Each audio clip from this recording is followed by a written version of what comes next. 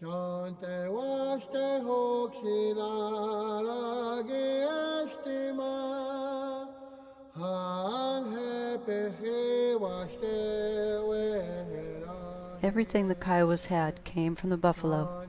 Their teepees were made of buffalo hides, so were their clothes and moccasins.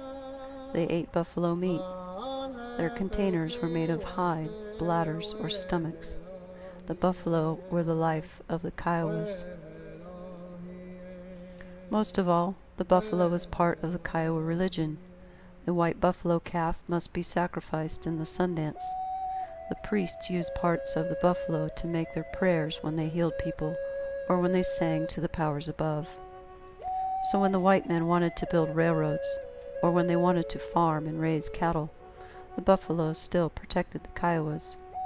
They tore up the railroad tracks and the gardens. They chased the cattle off the ranges. The buffalo loved their people as much as the Kiowas loved them. There was war between the buffalo and the white men.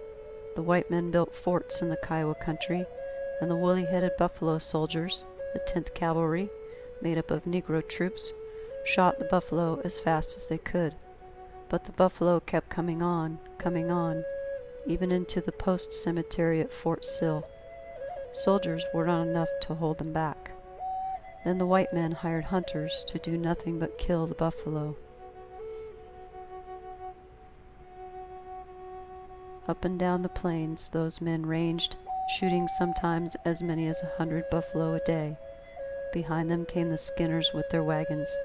They piled the hides and bones into the wagons until they were full, and then they took their loads to the new railroad stations that were being built to be shipped east to the market.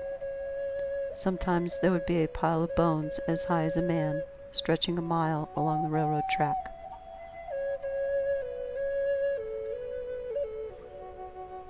The buffalo saw that their day was over.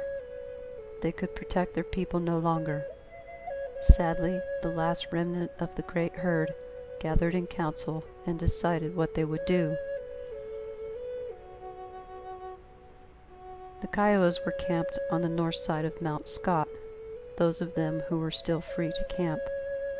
One young woman got up very early in the morning. The dawn mist was still rising from Medicine Creek, and as she looked across the water, peering through the haze, she saw the last buffalo herd appear like a spirit dream. Straight to Mount Scott the leader of the herd walked. Behind him came the cows and their calves, and the few young males who had survived. As the woman watched, the face of the mountain opened. Inside Mount Scott, the world was green and fresh as it had been when she was a small girl. The rivers ran clear, not red. The wild plums were in blossom. Chasing the red buds up in the inside slopes into this world of beauty, the buffalo walked, never to be seen again.